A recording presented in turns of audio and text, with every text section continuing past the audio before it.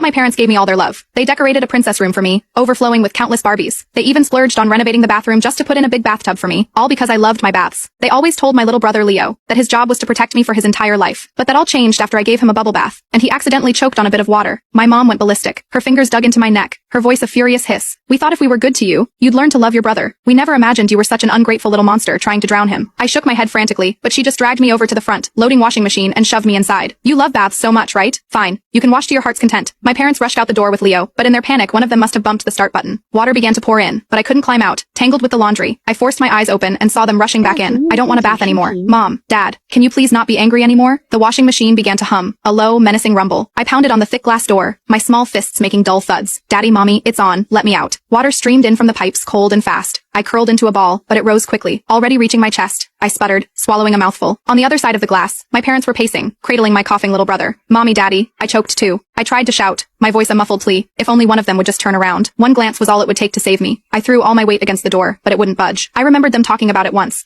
how they'd bought this specific model with a child lock, just in case I got big enough to be mischievous and climb inside. Once it was locked for good. The drum began to twitch, then slowly turn. The icy touch of the metal walls pressed against my skin. Suddenly the whole world jolted, and then began to spin. An irresistible force threw me up, slammed me down, and threw me up again. My body crashed against the hard drum with a sickening thud. I tried to scream for help, but the moment I opened my mouth, soapy, sweet-smelling water flooded my mouth and nose. Dad, Mom, dizziness washed over me, a crushing weight on my chest. I fought to keep my eyes open, desperate for one last look at them. I saw them, a blur of motion, hastily pulling on their jackets. I am so disappointed in Penny. My mom's voice cut through the roar. If she'd do this to her brother while we're right here, who knows what she does in private? She needs to learn a real lesson this time. What do we do, honey? Dad sounded panicked. Leo's been coughing forever. His face is turning red. The hospital, we're going to the hospital now. The machine's first spin cycle paused. The suffocating water slowly drained away, but my relief was short, lived as a new gush began to pour in. Terrified, I used every last bit of my strength to bang on the glass. Daddy, Mommy, please save me. Penny can't hold on. My mom, who was putting on her shoes, froze. She walked towards me. Mommy, help me, I whimpered, a flicker of hope igniting in my chest. I knew it. She was just trying to scare me. I'd never ever hurt Leo again, not even by accident. She reached out a hand, but not for the door handle. She stood a few feet away, her face a mask of disappointment as she pointed a finger at me. You still don't think you're wrong, do you? Trying to break the machine to show me you're angry. Penny, your brother is 2 years old. The first word he learned was sis, and this is how you treat him. You can stay in there and think about what you've done. We've spoiled you rotten, and that's how you became so entitled. I cried and shook my head, feeling the water rising up my back again. My head was still spinning from the first cycle. I weakly slapped the glass to get her attention, but it only fueled her rage. She kicked the machine, the metal frame vibrating from the impact. You dare talk back to me? No, no, Mommy. The water will fill the whole thing. I can't survive that. I started praying for the water to rise faster, so she'd see the danger and let me out. A soft beep echoed, and I braced myself, pushing against the walls with my arms and legs. Just hold on. As soon as she opens the door, I'll be safe. But then, the drum began to turn again, and my dad walked over, holding Leo. Honey, stop wasting time being angry with Penny. Click the link in my bio to get the full story for free.